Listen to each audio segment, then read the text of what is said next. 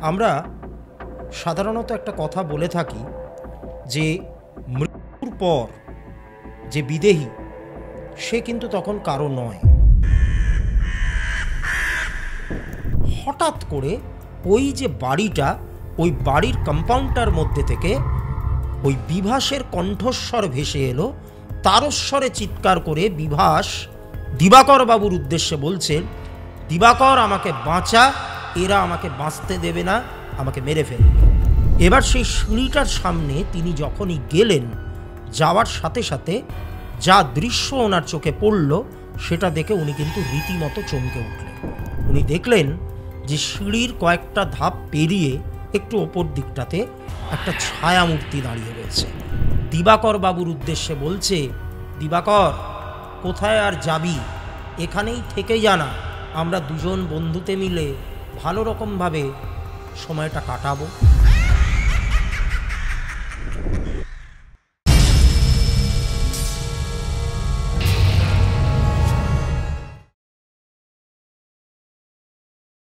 নমস্কার, ভূততন্ত্রে আপনাদের সকলকে আমি স্বাগত জানাই। শনিবার রাত 9টা আবারও আমি উপস্থিত হয়েছি আরও একটি ঘটনা আপনাদেরকে শোনাবো বলে। আশা করি আপনারা প্রত্যেকে ভালো আছেন, সুস্থ আছেন, আনন্দে আছেন। দেখুন, আমরা সাধারণত একটা কথা বলে থাকি যে মৃত্যুর পর যে বিদেহী সে কিন্তু তখন কারো নয়। হতে পারে যেই ব্যক্তি মারা গেছেন তিনি আমাদের বাবা হতে পারেন, মা হতে পারেন, বন্ধু হতে পারেন, ভগিনী হতে পারেন, ভাই হতে পারেন। কিন্তু মৃত্যুর পর এই সম্পর্কগুলোর আমাদের কাছে সেই অর্থে কোনো রকম আমরা হয়তো ইমোশনালি অনেক রকমভাবে অ্যাটাচড হয়ে থাকি, কিন্তু অনেক বিদ্বজ্জনেরা, অনেক পণ্ডিত ব্যক্তিরা বলে থাকেন যে বিদেহীর একটাই পরিচয় বা আত্মার একটাই পরিচয়, সেটা হচ্ছে চেতনার পিণ্ড। এবং তখন সে কিন্তু আর কোনো সম্পর্কের মানেগুলো তখন কিন্তু আর তার ক্ষেত্রে খাটে না, এটা আমরা মনে করি। কিন্তু একজন বিদেহী সে কি অতটা গভীরে তলিয়ে দেখতে জানে, তলিয়ে দেখতে পারে? মৃত্যুর পর আমরা অনেক সময় শুনতে পাই যে মায়া কাটিয়ে উঠতে পারে না, অর্থাৎ এই সংসারে, এই সমাজের মধ্যেই তারা কিন্তু ঘোরাফেরা করেন, যেটা তার বাসস্থান, যেটা তার কর্মস্থান, সেখানেই তিনি আবদ্ধ হয়ে থাকেন, তার সেই চেতনাটা আবদ্ধ হয়ে থাকে এবং সেখানেই তিনি ঘোরাফেরা করেন। নিজের কাছের মানুষজন যাদের সঙ্গে এতগুলো দিন তিনি কাটিয়েছেন তাদের ওপর তার একটা নজর থাকে, একটা দৃষ্টি থাকে। এই ব্যাপারগুলো আমরা অনেক সময় শুনতে পাই। কিন্তু এই টান, এই মায়া, এই দৃষ্টি, এই ব্যাপারটা কখনো কখনো এতটাই ভয়ঙ্কর পর্যায়ে পৌঁছে যায় যে তা একজন মানুষের জীবনে কিন্তু বিরাট বড় বিপর্যয় ডেকে আনতে পারে, তাকে মৃত্যু সময় একটা পরিস্থিতির মধ্যে ঠেলে দিতে পারে, তার লাইফে একটা অন্ধকারাচ্ছন্ন একটা অধ্যায় কিন্তু এটা শুরু করে দিতে পারে। ঠিক যেমনটা হয়েছিল সোনারপুর নিবাসী দিবাকর রায়ের সঙ্গে। এই দিবাকর বাবু আমাকে একটি ঘটনা বলেন। দিবাকর বাবুর ব্যাপারটা একটুখানি বলে নিই।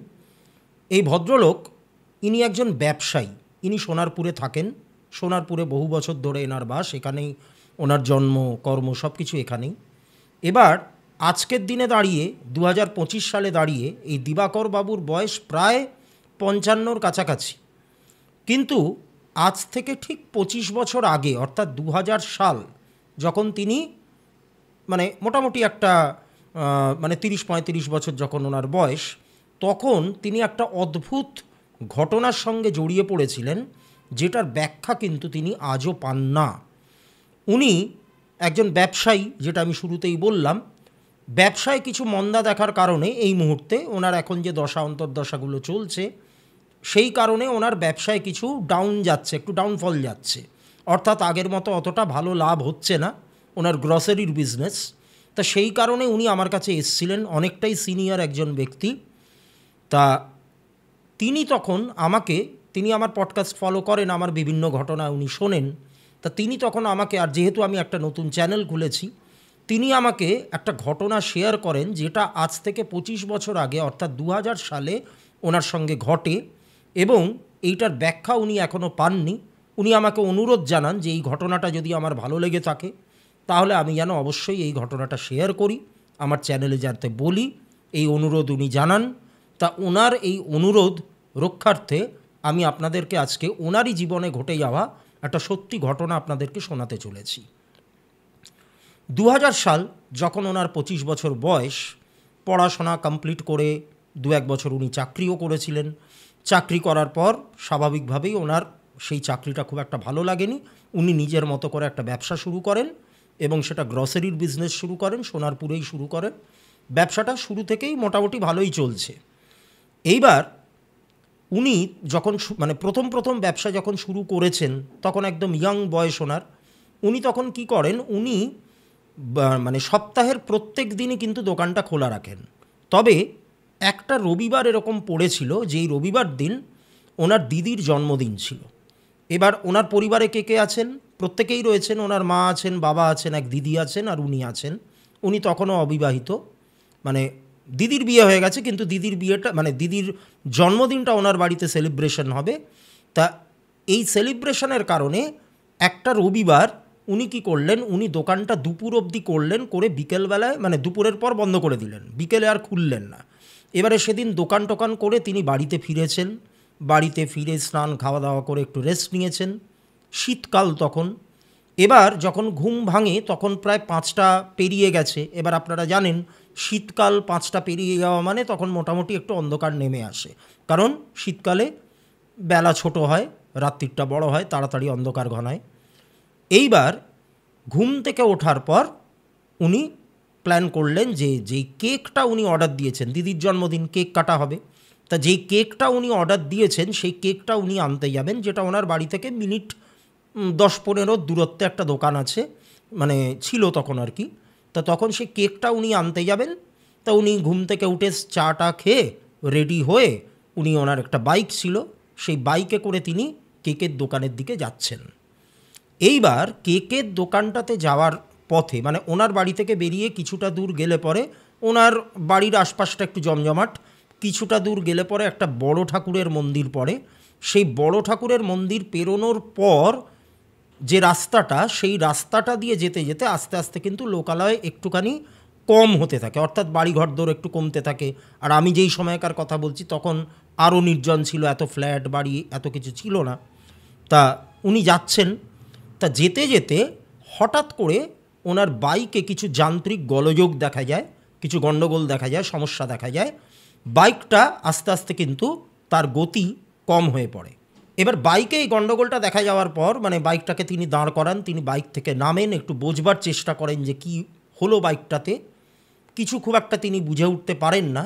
হঠাৎ উনি লক্ষ্য করলেন যে উনি যেই বাড়িটার সামনে দাঁড়িয়ে আছেন, মানে যেই বাড়িটার সামনে ওনার বাইকটা উনি দাঁড় করিয়েছেন, সেই বাড়িটা ওনারই আরেক বন্ধুর বাড়ি। এই বন্ধুর নাম হচ্ছে বিভাস। এবার এই বিভাসের ব্যাপারে একটুখানি বলে রাখা দরকার। এই বিভাস কিন্তু যেই সময়কার কথা বলা হচ্ছে, সেই সময় বিভাস কিন্তু এই সোনারপুরে ওর নিজের বাড়িতে থাকতেন না। তিনি বাড়ি থেকে অনেক দূরে ব্যাঙ্গালোরের একটা হোটেলে তিনি কিন্তু কাজ করতেন, তিনি চাকরি করতেন।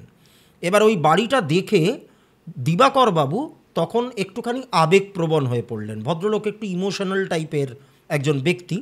তা তিনি একটু আবেগপ্রবণ হয়ে পড়লেন।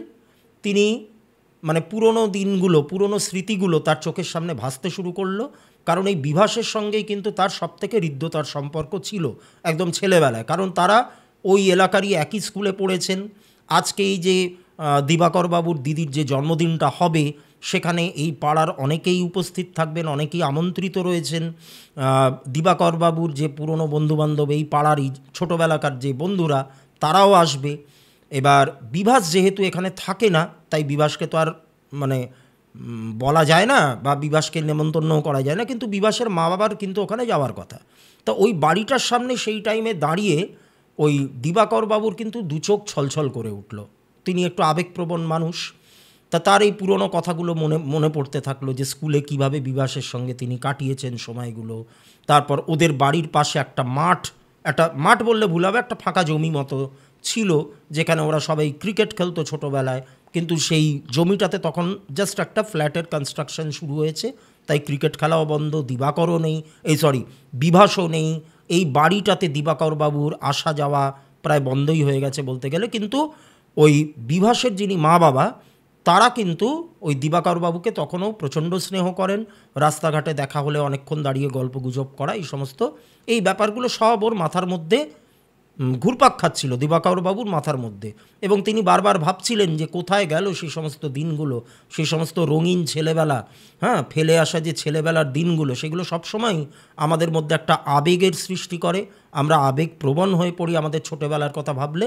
তা দিবাকরবাবুর ক্ষেত্রেও কিন্তু এই ব্যাপারটার কোনো রকম ব্যতিক্রম হলো না। এইবার বাইকটাতে কি হয়েছে সেটা বুঝতে না পারলেও আবার তিনি বাইকটাকে স্টার্ট দেওয়ার চেষ্টা করেন। বাইক কিন্তু তখনও স্টার্ট হয় না। তিনি কিন্তু একটুখানি চিন্তার মধ্যে পড়ে যান। কি করবেন ভাবছেন, হঠাৎ একটা কণ্ঠস্বর ওনার কানে এলো। কেউ যেন বলে উঠল ওনাকেই উদ্দেশ্য করে, কি ঠাকুরদা, এখানে কি করছেন, কি খবর আপনার? এইবার এই কণ্ঠস্বরটা যখনই দিবাকরবাবুর কানে এলো তখন তিনি রীতিমতো চমকে উঠলেন। তার কারণ এই কণ্ঠস্বরটা কিন্তু ওনার খুব অতি পরিচিত একটি কণ্ঠস্বর। এই কণ্ঠস্বর বিভাসের কণ্ঠস্বর, তার বন্ধু, তার বাল্যকালের বন্ধু, তার অত্যন্ত হৃদ্যতার সম্পর্ক যেই বন্ধুর সাথে, সেই বন্ধুর কণ্ঠস্বর বিভাস। সে বলছে, ঠাকুরদা কেমন আছেন, কি খবর?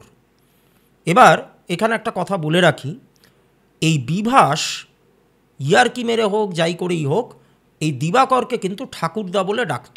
কেন? তার কারণ হলো এই দিবাকরবাবুর মধ্যে একটা সেই সময় সেই বয়সে একটা বিজ্ঞ একটা ব্যাপার ছিল। একজন পরামর্শদাতা, একজন জ্ঞানী ব্যক্তি, এরকম একটা আচরণ ওনার মধ্যে ছিল। এবং সবাইকে একটু কথায় কথায় জ্ঞান দেওয়া, একটু পরামর্শ দেওয়া, একটু কনসালটেশন দেওয়া। আর এমন একটা ব্যাপার হয়ে গেছিল তখন ওনার যে ইমেজটা, যে কেউ বিপদে পড়লে, বন্ধুবান্ধবদের মধ্যে বিশেষ করে কেউ বিপদে পড়লে সবাই কিন্তু ওই দিবাকর বাবুর কাছেই আসতেন এবং তার থেকে নানান রকম সলা পরামর্শ নিতেন। তা এই কারণে এই বিভাস ইয়ার্কি মেরে এককালে এই দিবাকর বাবুর নাম রেখেছিলেন ঠাকুরদা। তা যেটা হয়, একটা পরিবারের ঠাকুরদা, তার বয়স বেড়েছে, তার অভিজ্ঞতা প্রচুর, সবার থেকে তিনি বয়স্ক একটা পরিবারের মধ্যে, তার কাছ থেকে সবাই পরামর্শ নেয়। ঠিক সেরকম এই দিবাকর বাবুর ক্ষেত্রেও একই ব্যাপার ঘটতো বলে ওই বিভাস এই নামেই কিন্তু ওনাকে মাঝে মধ্যে ডাকতো। এবার এই ডাকটা শুনে আর এই কণ্ঠস্বরটা পরিচিত কণ্ঠস্বর হওয়ায় এই দিবাকর বাবু একটু চমকে উঠলেন যে কি ব্যাপারটা হলো, এ তো বিভাসের কণ্ঠস্বর। কিন্তু বিভাস তো এখানে নেই, বিভাসের তো এখানে থাকার কথা না, ও তো ব্যাঙ্গালোরে কাজ করে, ব্যাঙ্গালোরে চাকরি করে, তাহলে ও এখানে কি করে এলো, ওর গলা আমি কেন শুনতে পেলাম? এবার এরকম 7-5 যখন ভাবছে তখন উনি দেখতে পান যে ওই যে বিভাসের বাড়ির সামনেই কিন্তু উনি দাঁড়িয়ে।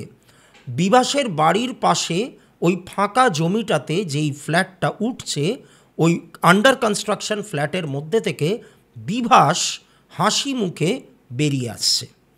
এটা দেখে উনি যতটা না বিস্মিত হলেন, তার থেকে বেশি আনন্দ, একটা স্ফূর্তি ওনাকে কিন্তু গ্রাস করলো। কিসের ফুর্তি, কিসের আনন্দ? পুরনো বন্ধুকে কাছে দেখতে পাওয়ার আনন্দ। তখন আর তিনি কোনো রকম যুক্তি, কোনো রকম লজিক, কোনো রকম অবাক হওয়া এইগুলো ধারলেন না। তার সামনে তার অতি পরিচিত, তার পুরনো বন্ধু, তার বাল্যকালের বন্ধু বিভাস দাঁড়িয়ে আছে। এটাই যেন ওনার কাছে একটা পরম শান্তির ব্যাপার, পরম আনন্দের ব্যাপার। তা তিনি বেশ অবাক হয়ে বললেন যে, কিরে বিভাস, তুই এখানে? তোর তো ব্যাঙ্গালোরে থাকার কথা, তুই তো ওখানে কাজ করিস, তুই এখানে এলি কীভাবে? তা বলল যে, না, আমি আজকে চলে এসেছি, আমি একটা ছুটি অ্যাপ্লাই করেছিলাম, সেই ছুটিটা আমার মঞ্জুর হয়ে গেছে।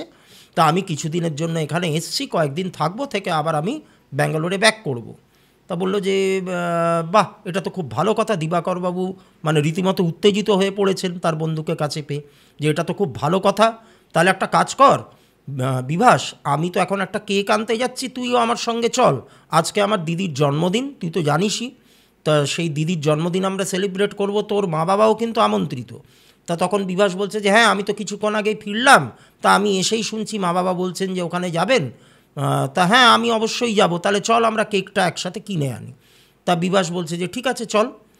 এইবার বিভাস যেই বাইকটার সামনে এসছে তখনও মানে ওই দিবাকরবাবু জানেন না, চাবিটা জাস্ট অজান্তেই ঘুরিয়েছেন, যে বাইকটাকে স্টার্ট দেবেন বলে চাবিটা ঘুরিয়েছেন, তখন কিন্তু বাইকটা স্টার্ট নিয়েছে। এবার দুই বন্ধুতে মিলে যাচ্ছে, নানান রকমের গল্প গুজব তাদের মধ্যে হচ্ছে, কথাবার্তা ঠাট্টা ইয়ার্কি সব কিছুই হচ্ছে। হতে হতে তারপর একটা টাইমে গিয়ে দিবাকরবাবুর হঠাৎ মনে হলো যে কেকের দোকানটা, এটা তো আমার বাড়ি থেকে 10-15 মিনিটের দূরত্বে ছিল, কিন্তু প্রায় আধ ঘন্টা অতিক্রান্ত হয়ে গেছে, আমি বাইক চালিয়েই যাচ্ছি, অথচ সেই কেকের দোকানটার সামনে পৌঁছালাম না কেন? এই ব্যাপারটা, আর এদিকে কিন্তু পেছনে বসে ওই বিভাস বক বক বক বক করেই যাচ্ছে। এইবার এই ব্যাপারটা যখনই দিবাকরবাবুর মাথায় এলো যে এতটা সময় ধরে বাইক চালানোর পরেও আমি আমার গন্তব্যে পৌঁছাতে পারলাম না, তখনই তিনি কি করলেন, বাইকের গতিটা একটু কমিয়ে দিলেন, তারপরে ধীরে ধীরে বাইকটাকে রাস্তার ধারে দাঁড় করিয়ে দিলেন। এবার দাঁড় করিয়ে এদিক ওদিক তাকাতে গিয়ে তিনি বুঝলেন যে তার যে ধারণাটা, সেই ধারণাটা কিন্তু ভুল নয়। অর্থাৎ উনি ওনার পুরনো বন্ধুর সঙ্গে গল্পে এতটাই মশগুল ছিলেন যে তিনি পথ ভুল করে সম্পূর্ণ অন্য একটা রাস্তায় চলে এসছেন, অন্য একটা দিকে চলে এসছেন। এখানে ওনার আসারই কথা নয়, অর্থাৎ উনি পথ ভুল করে ফেলেছেন। কিন্তু আবার তার সাথে সাথে ওনার এই ব্যাপারটাও একটুখানি অবাক লাগলো যে এই ভুলটা ওনার হলো কি করে। যেই রাস্তা দিয়ে ওনার নিয়মিত যাতায়াত, অর্থাৎ যেই কেকের দোকানটায় উনি যাবেন, সেই কেকের দোকানটা একদম ভরা লোকালয়ের মধ্যে, ওই রাস্তাটা দিয়ে উনি নিয়মিত যাতায়াত করেন। উনি যখন ওনার দোকানে যান, দোকান খোলেন, দোকান থেকে বাড়ি ফেরেন, তখন ওই রাস্তাটা দিয়েই যাতায়াত করেন। তাহলে যেই রাস্তা দিয়ে উনি প্রত্যেক দিন প্রতিনিয়ত যাতায়াত করছেন, সেই রাস্তাটা ওনার ভুল হলো কি করে, সে যতই উনি অন্যমনস্ক হন না কেন। তাই এবার পেছন থেকে ওই বিভাস বলে উঠেছে যে কিরে, তুই বাইকটাকে দাঁড় করালি কেন? তো তখন দিবাকরবাবু তার বন্ধুর উদ্দেশ্যে বলছেন যে দেখ বিভাস, আমার একটা ভুল হয়ে গেছে, এই তোর সাথে বকর বকর করতে গিয়ে আর তোর বকবকানি শুনতে গিয়ে আমি সম্পূর্ণ একটা ভুল রাস্তায় চলে এসেছি। আমি জানি না এখন এই দিক দিয়ে কিভাবে যাব, আমি রাস্তাটা মানে গুলিয়ে ফেলেছি। তা পরে দিবাকরবাবু আমাকে বলছেন, মানে যখন ঘটনাটা বলছেন উনি, যে ওই মোমেন্টে ওনার যে ফিলিংসটা হচ্ছিল, যে কিছুক্ষণের জন্য তার মস্তিষ্কের ভেতরটা কেমন যেন একটু ব্ল্যাঙ্ক হয়ে গেছিলো। অর্থাৎ কি করতে হবে, কোন দিকে যেতে হবে, কি করণীয়, সেটা কিছুটা মুহূর্তের জন্য উনি যেন বিস্মৃত হয়েছিলেন। এবারে তখন বিভাস বলছেন ওনাকে যে ধর, তুই শুধু শুধু চিন্তা করছিস, আমি রাস্তা চিনি, তুই যে কেকের দোকানটা বলেছিস সেটা আমারও চেনা, চল আমি একটা শর্টকাট জানি, সেই শর্টকাট দিয়ে আমরা ওই দোকানটাতে পৌঁছে যাব। তা এবার তখন দিবাকরবাবু বলছেন যে তুই চিনতে পারবি তো, তুই তো অনেক দিন এখানে থাকিস না, অনেক দিন হলো তুই বাইরে রয়েছিস। তা বলছে যে আরে বাবা, যেই এলাকায় আমরা বড় হয়ে উঠেছি সেই জায়গা চিনবো না আবার কি, তুই চিনতে পারছিস না, এটা একটা অ্যাবনর্মাল ব্যাপার। আমার এই জায়গা একদম ছবির মতো চেনা, মানে একদম মুখস্থ, আমার নিজের হাতের তালুকে আমি যেরকমভাবে চিনি, আমার নিজের হাতের রেখাগুলোকে যেরকমভাবে আমি চিনি, ঠিক সেইভাবেই আমি এই এলাকাটাকে চিনি। আমি একটা শর্টকাট বলে দিচ্ছি, ওই শর্টকাট দিয়ে তুই চল, আমরা অনেক তাড়াতাড়ি ওই দোকানে পৌঁছে যাব। যেই রাস্তা দিয়ে আমরা এসেছি ওইটা দিয়ে ব্যাক করতে গেলে অনেকটা সময় পেরিয়ে যাবে। তা ঠিক আছে, দিবাকরবাবু ভরসা করলেন ওর বন্ধুর ওপর, করে বললেন যে ঠিক আছে, তুই আমাকে যেই রাস্তা দিয়ে বলবি আমি সেই রাস্তা দিয়েই যাব, চল যাওয়া যাক। এইবার এই বিভাস হয়ে গেল দিবাকরবাবুর পথপ্রদর্শক। বিভাস যেরকমভাবে গাইড করতে থাকলো, ঠিক সেরকমভাবেই দিবাকরবাবু তার বাইকটাকে ছোটাতে থাকলেন। এই করতে করতে একটা গলির মধ্যে ওনারা বাইক নিয়ে ঢুকলেন। ওই বিভাসের কথা মতোই গলিটার মধ্যে বাইক নিয়ে প্রবেশ করলেন দিবাকরবাবু। গলিটা দিয়ে কিছুটা দূর যাওয়ার পর দিবাকরবাবুর মনে হলো যে চারপাশের বাড়িঘর কমে আসছে, চারদিকে বড় বড় মানে গাছের মতো ঘাসের মতো জন্মেছে, কিছু জলা জমি রয়েছে, তখনকার দিনের ব্যাপার। আজ থেকে 25 বছর আগে, এটা নেহাত কম সময় নয় কিন্তু। তা এবার যেতে যেতে হঠাৎ করে বিভাস বলে উঠল পেছন থেকে যে এই দিবাকর, একটু বাইকটাকে দাঁড় করাবি?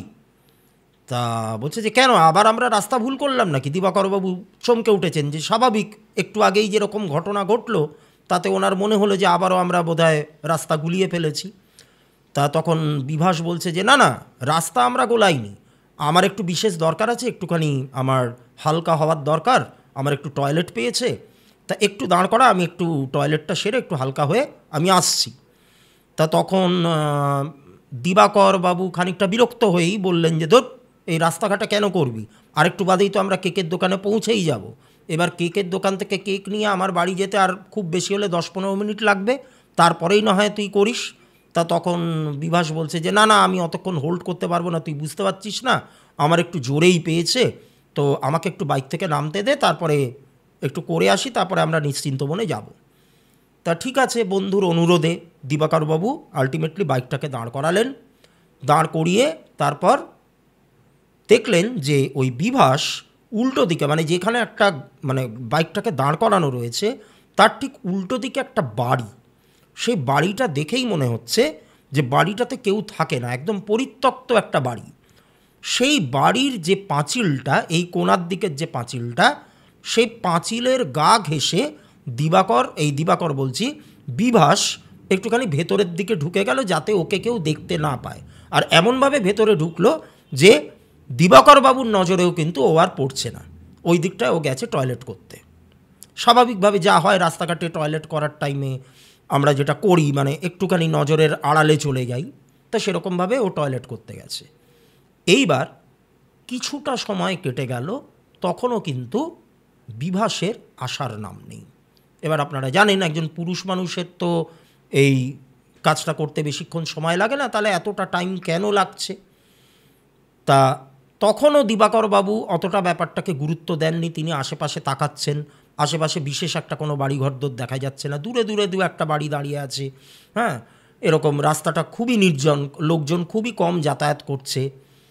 তা এবার দিবাকরবাবু কিছুটা সময় যাওয়ার পর তখনও যখন ওই বিভাসের আসার নাম নেই, তখন দিবাকরবাবু কী করলেন, ওর বন্ধুর নাম ধরে ডাকলেন যে বিভাস কী হলো, এতক্ষণ সময় লাগছে কেন।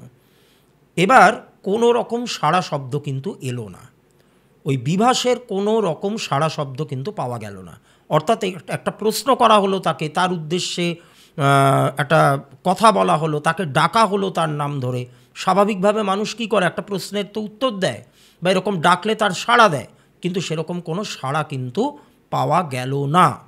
এইবার একটুখানি ভয় হলো দিবাকরবাবুর, কারণ জায়গাটা, উনি যতই ওই এলাকায় বড় হন না কেন, এই পার্টিকুলার জায়গাটা ওনার কাছে কিন্তু খুব একটা পরিচিত নয়। এই দিকটাতে উনি বিশেষ একটা আসেন না, এতটা ফাঁকা একটা জায়গা প্রথমবার এসছেন, একটু মানে একটু অ্যাবনর্মাল লাগছে ওনার, মানে ভয় আমি বলবো না, একটু অ্যাবনর্মাল লাগছে। এমনিতে কিন্তু এই দিবাকরবাবু খুব একটা ভীতু প্রকৃতির নন, সাহস কিন্তু ওনার যথেষ্ট ভালো, আমি তো ওনার চার্ট দেখেছি, তা এমন কিছু কানেকশনস রয়েছে যেটা কিন্তু ওনার সাহসকে নির্দেশ করে। তাই উনি চট করে কিন্তু ভীত সন্ত্রস্ত হয়ে পড়েন না, কিন্তু ওনার মধ্যে একটা দুশ্চিন্তা তৈরি হলো যে ডাকা সত্ত্বেও সাড়া কেন দিচ্ছে না বিভাস, তাহলে কি ওর কোনো বিপদ হলো, ও কি কোনো বাধা, মানে কোনো বিপত্তির মধ্যে পড়লো। তা সেই রকম প্রশ্ন ওনার কিন্তু মাথার মধ্যে ঘুরপাক খেতে থাকলো। এবার উনি কী করলেন, বাইকটাকে লক করে উনি যেই দিকটাতে বিভাস গেছিল সেই দিকটাতেই উনি কিন্তু গেলেন। গিয়ে ওনার চোখ পুরো চড়ক গাছ হয়ে গেছে।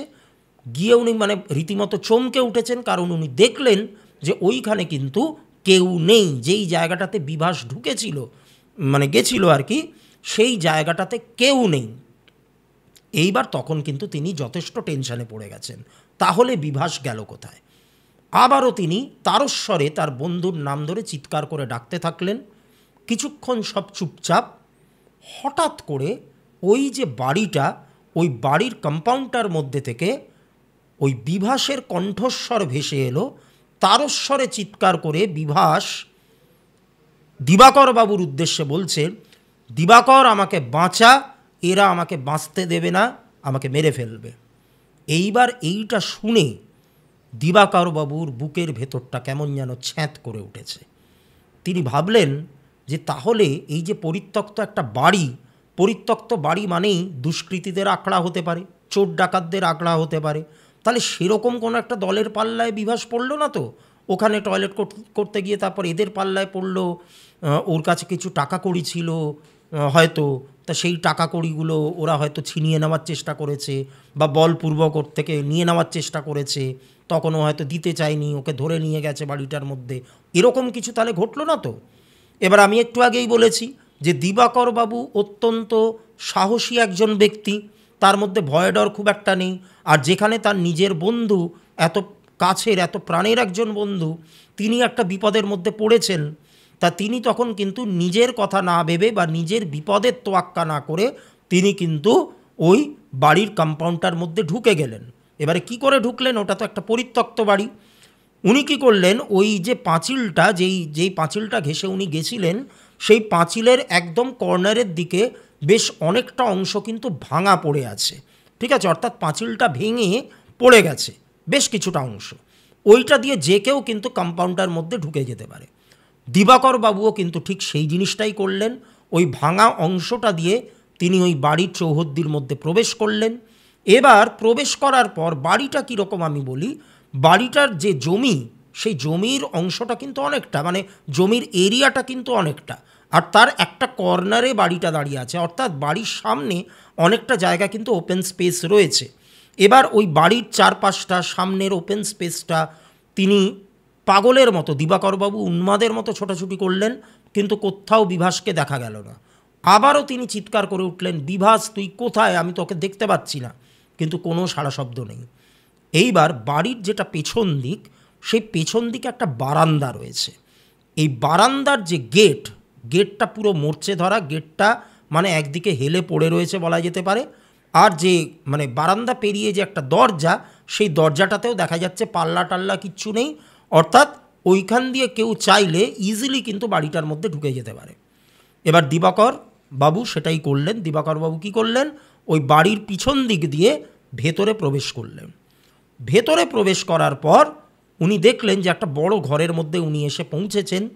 একদম পুরো অন্ধকার চারিদিক, রাস্তায় একটা টিমটিম করে যতটুকু আলো জ্বলছে, সেই আলোর যতটুকু প্রভাব ওই ঘরটার মধ্যে এসে পড়ছে, বা আলোর যে একটা রসনাই সেটুকু যতটুকু এসে পড়ছে, সেইটুকুতে যা দেখা যাচ্ছে ততটুকুই, তার বাইরে আর কিচ্ছু না। মানে পুরো ঘরটা একটা ঘোলাটে অন্ধকারের মধ্যে ঢেকে রয়েছে। তবে ঘরটার মধ্যে ঢোকার পর, মানে বাড়ির মধ্যে ওই ঘরটাতে ঢোকার পর দিবাকর বাবুর মনে হলো যে উনি কিন্তু ওখানে একা নন, ওখানে কিন্তু আরও অনেকে রয়েছেন, আরও কারোর উপস্থিতি উনি কিন্তু টের পেলেন। কেউ বা কারা যেন ফিসফিস করে নিজেদের মধ্যে কথা বলছেন, কেউ যেন হেঁটে চলে বেড়াচ্ছেন। দিবাকর বাবুর মনে হলো কেউ যেন ওনার পেছন দিক দিয়ে হেঁটে চলে গেল। তা উনি তখনও ওইটাই ভাবছেন যেটা উনি প্রথমেও ভেবেছিলেন, যে আমি কোনো দুষ্কৃতীদের আখড়ার মধ্যে এসে পড়লাম না তো।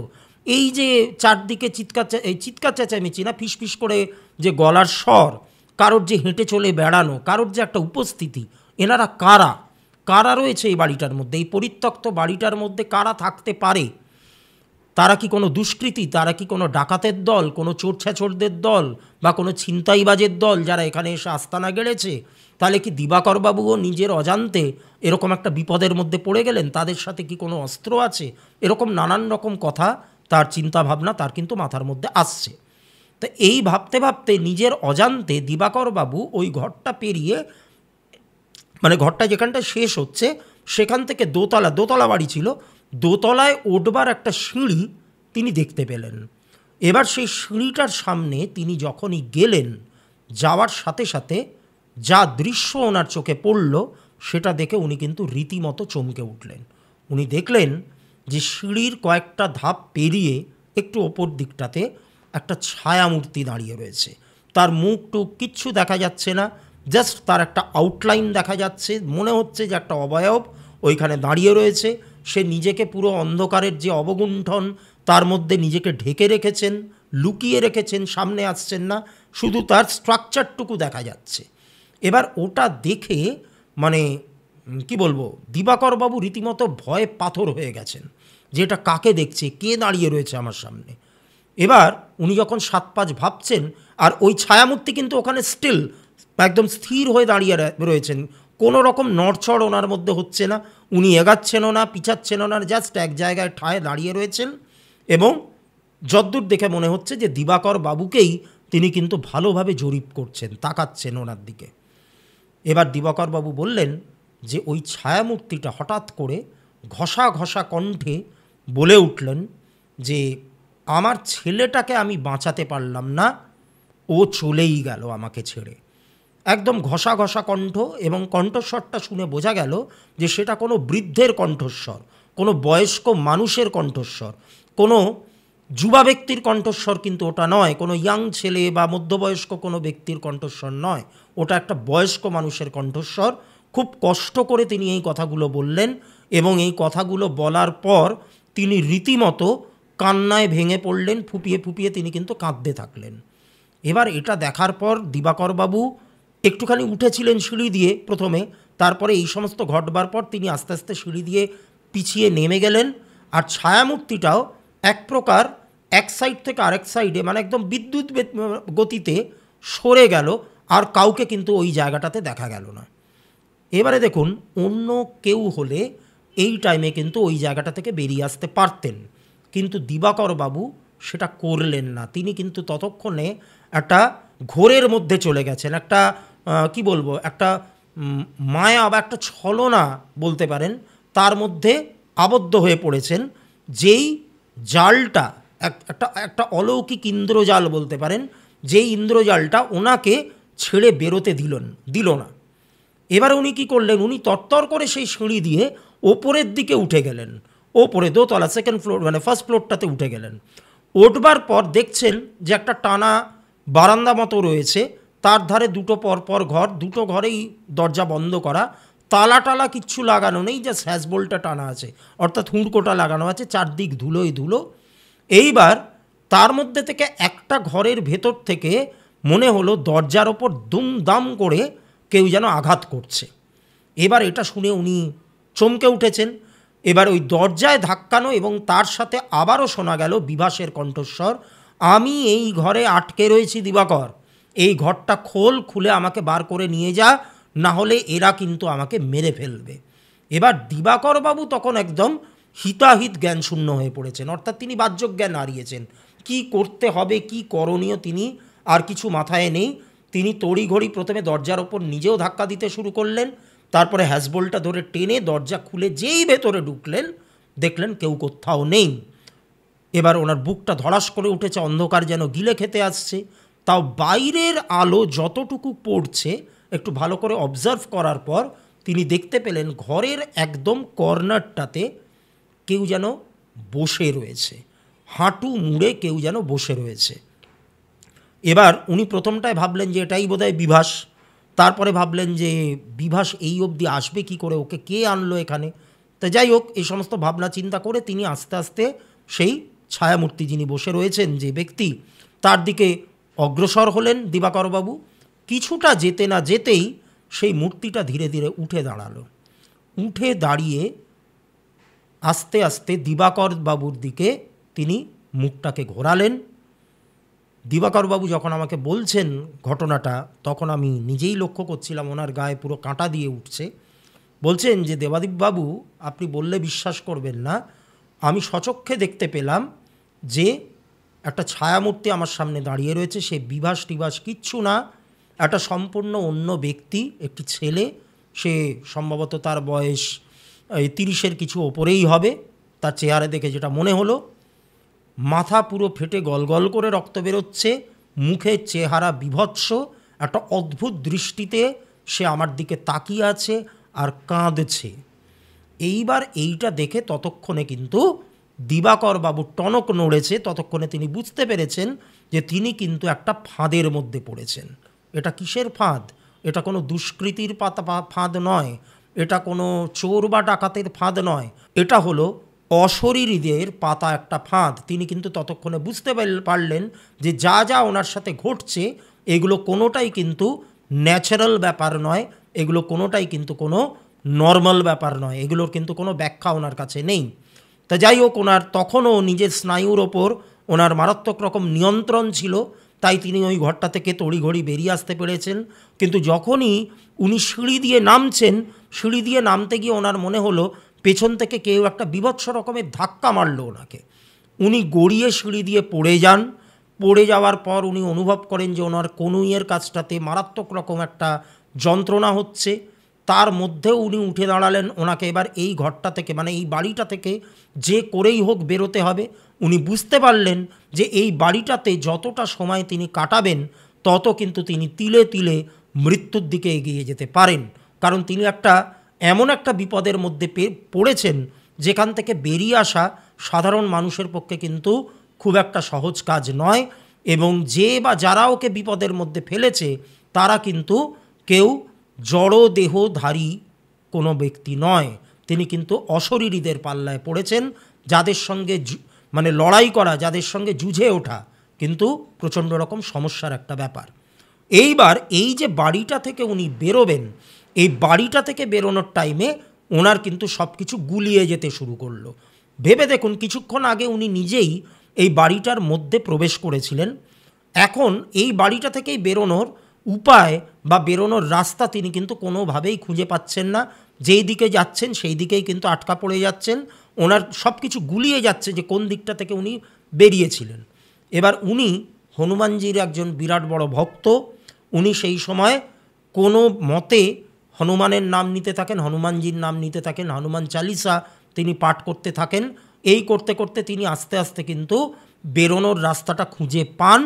কিন্তু সেই রাস্তা দিয়ে বেরোনোর টাইমে এমন একটা অদ্ভুত ব্যাপার, এমন একটা ভয়ঙ্কর ব্যাপার ওনার সঙ্গে ঘটল, যার জন্য কিন্তু উনি একেবারেই প্রস্তুত ছিলেন না।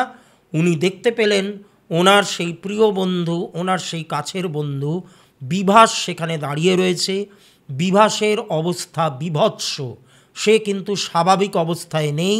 তার কপাল ফেটে চৌচির হয়ে গেছে, গল গল করে রক্ত বেরিয়ে তার পুরো শরীর ভিজিয়ে দিচ্ছে, পুরো শরীর একদম রক্তে রাঙা হয়ে উঠেছে। এবার বিভাস ওখানে দাঁড়িয়ে দিবাকর বাবুর উদ্দেশ্যে বলছে, দিবাকর, কোথায় আর যাবি, এখানেই থেকে জানা, আমরা দুজন বন্ধুতে মিলে ভালো রকমভাবে সময়টা কাটাবো। এইবার এই কথাটা যখনই শুনেছেন দিবাকরবাবু, তখনই ওনার আত্মারাম খাঁচা ছাড়া হয়ে যাওয়ার মতো অবস্থা। উনি আর ওখানে দাঁড়িয়ে থাকবার সাহস পাননি।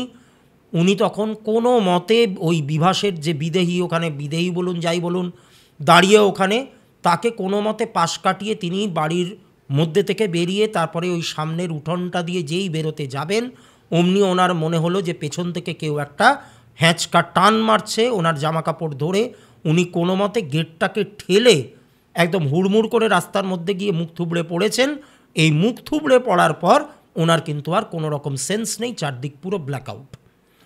এইবার ওনার যখন মানে চৈতন্য ফিরল, তখন উনি নিজেকে আবিষ্কার করলেন একটা ক্লাব ঘরের মধ্যে। একটা ক্লাব ঘরে একটা লম্বা বেঞ্চের ওপর ওনাকে শোয়ানো রয়েছে, চারপাশে অনেক ইয়াং ছেলে ওনাকে ঘিরে দাঁড়িয়ে রয়েছে, সবার মুখেই একটা চিন্তার ছাপ। এবার ওই ছেলেগুলোর মধ্যে যে একটুখানি নেতা গোছের আর কি, একটু একটু রোয়াব দেখানো টাইপের, মানে ওই দলের পান্ডা বলুন বা যাই বলুন, তা তিনি একটু চোখে মুখে জলের ছিটে দিয়েছেন। তা দিবাকরবাবু উঠে বসেছেন। তা প্রথমেই ওনার ঘড়ির দিকে চোখ গেছে, হাত ঘড়ির দিকে, তখন প্রায় 9:30 পৌনে 10টা এরকম বাজে।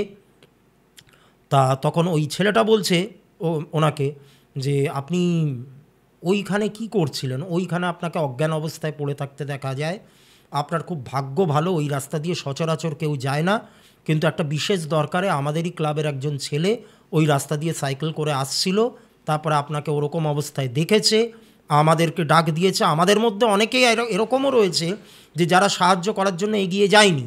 কেন যায়নি? তাদের মধ্যে কি মানবিকতার অভাব? না, মানবিকতার অভাব হয়তো তাদের মধ্যে নেই, কিন্তু নিজের প্রাণের প্রতি মায়া তাদের কিন্তু আরও অনেক বেশি।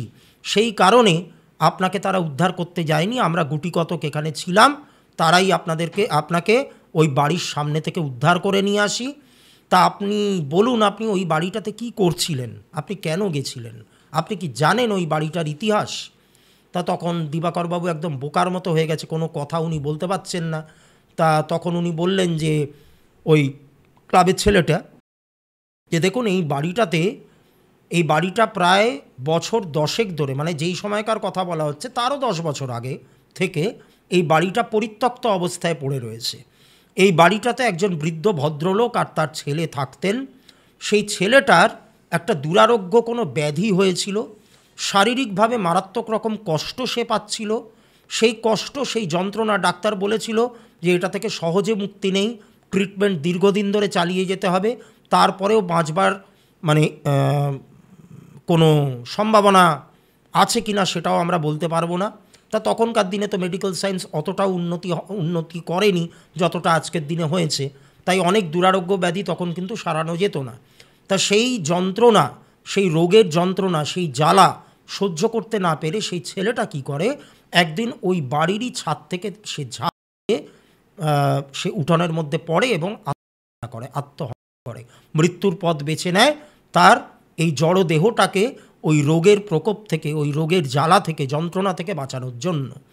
এবং এই পুত্র শোক, পুত্রের মৃত্যু, এই শোক সহ্য করতে না পেরে তার কিছুদিনের পরে সেই বৃদ্ধ, সেই ভদ্রলোক তিনিও কিন্তু মারা যান। এবার এই মারা যাওয়ার পর বাড়িটা খালি পড়ে থাকে এবং অনেকেই কিন্তু ওই বাড়ির আশপাশে ওদেরকে দেখতে পেয়েছেন। ওই মেন গেটটার সামনে ওই বৃদ্ধ ভদ্রলোককে অনেক সময় দেখা গেছে, ওই ছেলেটাকে মাঝে মধ্যে ছাদের ওপর ঘুরতে দেখা গেছে, ওর গলার আওয়াজ পাওয়া গেছে, কান্নার শব্দ পাওয়া গেছে। তাই মানুষের মধ্যে একটা বদ্ধমূল ধারণা তৈরি হয়েছে যে ওই বাড়িটা পরিত্যক্ত, ওই দিকে কেউ সচরাচর যায় না। এর আগে যে কজন ওই বাড়িটার মধ্যে ঢোকার চেষ্টা করেছিল তারা পারেনি, নানান রকমভাবে তারা ভয়ে পেয়েছে, তারা শারীরিকভাবে আঘাতপ্রাপ্ত হয়েছে, নিয়ে তারা ওই কাজটা করা থেকে বিরত থেকেছে। তো আপনি দাদা কি করছিলেন ওখানে? এবার দিবাকরবাবুর আস্তে আস্তে সবই মনে পড়ল কী কী ঘটেছিল ওনার কাছে, কিন্তু উনি অদ্ভুতভাবে ওই ব্যাপারটা এড়িয়ে গেলেন, বললেন না কারোর কাছে। এইবার দিবাকরবাবুরও তখন অবস্থা খুব একটা ভালো না, কনুইয়ে চোট পেয়েছেন, পরে জানা গেছিল একটা ফ্র্যাকচারও হয়েছে, সারা শরীর বিভিন্ন জায়গায় কেটে ছড়ে গেছে, হাঁটুর দিকটাতে ব্যথা। উনি তখন আর বাইক চালানোর মতো অবস্থায় নেই। তা ওই ক্লাবের ছেলেদের মধ্যে থেকে একটি ছেলে বলল যে ঠিক আছে, আপনার বাইকের চাবিটা আমাকে দিন, আমি বাইকটা আপনার বাড়ি অবধি পৌঁছে দিচ্ছি, আর আপনি আমাদের কারোর একজনের সঙ্গে একটা রিক্সা ধরে আপনার বাড়ি অবধি চলুন, আমরা পৌঁছে দিচ্ছি আপনাকে, দেরি করবেন না, না হলে আপনার বাড়ির লোকজনও এতক্ষণে চিন্তা করছেন হয়তো। এইবার যেমন বলা তেমন কাজ, দিবাকরবাবুকে সাথে নিয়ে ওরা গেছে রিক্সা করে। এবার রিক্সা করে যখন দিবাকরবাবু ওই বাড়ির কাছে পৌঁছেছেন, ওনার নিজের বাড়ির কাছে পৌঁছেছেন যখন, তখন দেখছেন যে ওনার বাড়ির সামনে প্রচুর লোকজন জমায়েত হয়েছে এবং সেই লোকজনের মধ্যে থেকে অনেক পরিচিত মুখও, মানে সবই পাড়া প্রতিবেশী আর কি, সবারই আজকে ওদের বাড়িতে আসার কথা ছিল, ওরকম একটা বার্থডে হবে। এবার দিবাকরবাবুর প্রচণ্ড লজ্জা লাগছিল নিজের ওপর যে ওনারই কেক আনার কথা ছিল, সেই কেকটাও উনি আনতে পারলেন না। এদিকে তার দিদির জন্মদিন, দিদি এসছে তার জামাইবাবুকে নিয়ে, তার হাজব্যান্ডকে সঙ্গে নিয়ে, হ্যাঁ দিদি জামাইবাবু এসছেন, তাদেরকে নিরাশ হতে হলো, কোনো সেলিব্রেশন করা গেল না। এমন একটা বিচ্ছিরি ঘটনার মধ্যে তিনি জড়িয়ে পড়েছিলেন, আবার এমন একটা ঘটনা যেটা চট করে কাউকে বিশ্বাসও করানো যাবে না। কিন্তু একটা ব্যাপার দিবাকরবাবু লক্ষ্য করলেন যে প্রত্যেকে খুব দুঃখ একটা মুখ নিয়ে দাঁড়িয়ে রয়েছেন এবং সেখানে কিন্তু বিভাসের মা বাবাকেও দেখা গেল, তারা কিন্তু প্রচণ্ড রকম কান্নাকাটি করছেন। এবার এই জায়গাটাতে দিবাকরবাবুর কিন্তু একটু খটকা লাগলো যে ওনার বাড়িতে ফিরতে দেরি হচ্ছে, তার জন্য এরা চিন্তা করতে পারে, অবশ্যই দুশ্চিন্তা অবশ্যই করতে পারে, কিন্তু সবাই এরকম থমথমে মুখ নিয়ে দাঁড়িয়ে রয়েছে কেন? বিশেষ করে বিভাসের মা বাবার ওরকম কান্নাকাটি করবার কারণটাই বা কী? এইবার দিবাকরবাবুকে ইন দ্য মিনওয়াইল প্রত্যেকে আসতে দেখে সবাই ছুটে এসছে যে কী হলো কী হলো, দেখতেই তো পাচ্ছে যে শরীরের বিভিন্ন জায়গায় আঘাতের চিহ্ন স্পষ্ট, হ্যাঁ, তারপরে রিক্সা করে নিয়ে আসা হচ্ছে, সবাই বুঝতে পেরেছে কিছু একটা দুর্ঘটনা ঘটেছে। তা তখন দিবাকরবাবু ওইখানে সবাইকে খুলে বলতে শুরু করলো যে এই ব্যাপারগুলো হয়েছে, বিভাস আর আমি একটা বাড়ির মধ্যে আটকা পড়ে গেছিলাম, আমি ওখান থেকে কোনোভাবে বেরিয়ে আসতে পেরেছি, কিন্তু বিভাস, তার ব্যাপার আমি বলতে পারবো না, তাকে আমি কোথাও খুঁজে পেলাম না, তার এরকম একটা অদ্ভুত চেহারা আমি দেখতে পেলাম, তোমরা বিশ্বাস করো চাই না করো, যা যা ঘটেছে আমার সঙ্গে সেগুলো কিন্তু অক্ষরে অক্ষরে সত্যি। এইবার ওইখানে উপস্থিত দিবাকরবাবুর অন্যান্য যে সমস্ত বন্ধুবান্ধবেরা, তারা বলল যে তুই কি বললি, তুই কাকে দেখেছিস? বিভাসকে? তাহলে শোন, তোকে একটা কথা বলি, তুইও এখন আহত, তোকে এই টাইমে বলাটা ঠিক হবে কি না আমরা জানি না। আমরা কিন্তু তুই যখন কেক আনতে বেরিয়ে গেছিলি তারপরেই বিভাসের বাড়িতে কিন্তু একটা ফোন আসে, আজকে দুপুরে আরেকজন সহকর্মীর সঙ্গে বাইকে করে যাওয়ার পথে একটা ফেটাল অ্যাক্সিডেন্ট হয় এবং সেই অ্যাক্সিডেন্টে কিন্তু বিভাস মারা যায়। তাহলে ভাই তুই কি করে বিভাসকে ওই টাইমে দেখতে পেলি, তাও আবার ওর বাড়ির সামনে। এইটা শোনার পর দিবাকর বাবুর মনে হলো ওনার পুরো শরীরটা যেন ভারী হয়ে আসছে, উনি আর কথা বলার মতো অবস্থায় নেই, উনি জ্ঞান হারিয়ে তখন মাটিতে পড়ে যান। এরপর যা হয়, বিভাসের মরদেহ সোনারপুরে ওর নিজের বাড়িতে আসে, ফুলটুল দিয়ে ঢাকা মরদেহ। সেই দেহ দাহকার্য হয়, কিন্তু কোনোটাতেই দিবাকর বাবু উপস্থিত থাকেননি, উপস্থিত থাকতে পারেননি। তার বারবার একটা প্রশ্নই মাথার মধ্যে ঘুরপাক খেতে থেকেছিল সেই সময়, যে ও যদি দুপুরবেলায় মারা যেয়েই থাকে, তাহলে আমি যখন ওর বাড়ির সামনে দিয়ে যাচ্ছিলাম ও কি করে আমাকে দেখা দিল, আর কেনই বা সেই মোমেন্টে ওর বাড়ির সামনে গিয়েই আমার বাইকের কিছু একটা সমস্যা দেখা গেল, আমার বাইকটা স্টার্ট বন্ধ হয়ে গেল, আমি বাইকটা চালাতে পারছিলাম না। তারপরে ও এলো, ও আসার পর বাইকটা চললো, তারপরে আমরা রাস্তা ভুল করলাম, করে তারপরে এত কিছু ঘটনা ঘটলো। এগুলো কি করে সম্ভব? এগুলো কি করে সম্ভব? কি করে সম্ভব? দেখুন, ব্যাখ্যা যদি দিতে হয় তাহলে অনেক কিছুই বলা যেতে পারে। এই যে আমি ঘটনা শুরু করার আগে আপনাদেরকে বলছিলাম যে এই যে আত্মা বা এই যে বিদেহী বা প্রেতাত্মা যাই বলুন না কেন, যারা মায়ামোহ কাটিয়ে উঠতে পারেনি, তাদের তো আমাদের প্রতি একটা টান থেকেই যায়। এই বিশ্ব সংসারে যাদের সঙ্গে সম্পর্কে তিনি আবদ্ধ ছিলেন, সম্পর্ক তো নয়, এগুলো এক একটা অভিনয়, এক একটা ওই মানে ভূমিকায় আমরা অভিনয় করছি, এক একটা পার্ট আমরা করছি। ওই যে একটা শ্যামাসঙ্গীত ছিল না 74.5 মুভির, যে এ মায়া প্রপঞ্চময়, ওই গানটা শুনলেই আপনারা বুঝতে পারবেন যে এটা একটা রঙ্গমঞ্চ, আমরা প্রত্যেকেই এখানে অভিনয় করতে আসি। কিন্তু আত্মার তো এত বোধবুদ্ধি থাকবে না, কারণ আমাদের কারোর ব্রহ্মজ্ঞান লাভ হয়নি, ওটা অত সহজ ব্যাপার নয়। তাই এই মায়া মোহ এইগুলোর দ্বারা আবদ্ধ থেকে আমরা কিন্তু এই লোক থেকে বেরিয়ে, যেটা অ্যাকচুয়ালি একজন বিদেহীর আশ্রয়স্থল, যেটা আদি নিরাকার পরমব্রহ্ম, তার চরণে তার যে আশ্রয়স্থল, সেইটা তিনি কিন্তু বিস্মৃত হন এবং এই মায়ার জালেই কিন্তু তিনি আবদ্ধ থাকেন। এবং সেটা এতটা দূর পর্যন্ত যায় বা এতটা গভীর পর্যন্ত যায় যে সেটা কোনো জীবিত ব্যক্তির ওপরেও কিন্তু প্রভাব ফেলতে পারে, ঠিক যেই ব্যাপারটা দিবাকর বাবুর ক্ষেত্রে হয়। অর্থাৎ বিভাস যে ওনার এত পুরনো বন্ধু, বিভাস হয়তো মৃত্যুর পর কোনো না কোনোভাবে চেয়েছিলেন যে এই দিবাকর বাবুকে নিজের কাছে টেনে নিতে। এবং দেখুন কীরকম অদ্ভুত ব্যাপার, এমন একটা জায়গায় উনি দিবাকর বাবুকে নিয়ে গেছিলেন, এটা তো প্র্যাকটিক্যালি এখন বোঝাই যাচ্ছে যে উনিই নিয়ে গেছিলেন এটা, বা উনি দিবাকর বাবুর ব্রেনটাকে বা মস্তিষ্কটাকে সেই সময় প্রচণ্ড রকমভাবে ম্যানিপুলেট করেছিলেন, যেটা কিন্তু প্রেতেরা করে থাকেন, মানে খুব ভালো রকমভাবে তারা এই কাজটাতে পারদর্শী হন। এবার ওনার উদ্দেশ্যটা ছিল ওইখানে দিবাকর বাবুকে বিপদের মধ্যে ফেলে ওনার জীবনটাকে শেষ করে দিয়ে ওনার দেহের মধ্যে থেকে যে প্রাণ শক্তি, যে জীবনী শক্তি, সেটাকে শুষে নিয়ে নিজের দলে টেনে নিতে। এবং ওই বাড়িটাতে যে দুটো মানে অপঘাতে মৃত্যু বা অস্বাভাবিক মৃত্যুর, একটা মৃত্যু ছিল স্বাভাবিক, মানে বৃদ্ধ বাবা যিনি, তার মৃত্যুটা স্বাভাবিক ছিল, কিন্তু সুইসাইডিয়াল কেসটা বা যে কেসটা, ওইটা ছিল একটা অ্যাবনর্মাল ডেথ। তা ওদের আত্মাটা ওর মধ্যে ওই জায়গা, ওই স্থানটাতে রয়েছে, যেহেতু খুব নেগেটিভ জায়গা এবং লুপ থেকে বেরোতে পারেনি, তাই দিবাকরও এই বিভাসও ওইখানেই কিন্তু টেনে নিয়ে গেছিল। অর্থাৎ আত্মার পক্ষে কিন্তু সব কিছুই করা সম্ভব। এই ঘটনাটার পর দিবাকরবাবু আমাকে বলছেন যে এই ঘটনাটার পরও কিন্তু টানা 5টা বছর, এটা 2000 সালের ঘটনা, 2005 সালের একদম শেষের দিক পর্যন্ত বারবার করে এই বিভাস কিন্তু ওনাকে দেখা দিয়েছেন এবং বিভিন্ন বিভিন্ন জায়গায়, লোকেদের ভিড়ের মধ্যে, বাজারের মধ্যে, বাস স্ট্যান্ডে, লোকালয়ে, দোকানের বাইরে, যেখানে যেখানে চোখ যায়, ভিড়ের মধ্যে থেকেও দেখা যাচ্ছে বিভাস কিন্তু দাঁড়িয়ে রয়েছে এবং দিবাকর বাবুকে ডাকছেন। এবং এটার ইন্টেন্সিটিটা এত দূর অবধি গেছিল যে আলটিমেটলি একজন সাধক মহাশয় তার সাহায্য নিয়ে কিন্তু এই বিভাসকে দিবাকরের জীবন থেকে কিন্তু আস্তে আস্তে দূরে সরিয়ে দেওয়া সম্ভব হয়েছিল। এই 5টা বছর কিন্তু দিবাকরবাবু নিজেও কিন্তু একটা ঘোরের মধ্যে চলে গেছিলেন, তার পুরো মানে যে স্বাভাবিক জীবনটা সেটা কিন্তু বিঘ্নিত হয়েছিল। তাহলে এই ছিল আজকের ঘটনা, খুবই ভয়ঙ্কর ঘটনা, দিবাকরবাবু, আপনি যদি এখন এই এপিসোডটা শোনেন তাহলে আপনাকে অসংখ্য ধন্যবাদ জানাচ্ছি এই ঘটনাটা আমাকে পাঠানোর জন্য এবং আমাকে এটা বলবার সুযোগ করে দেওয়ার জন্য।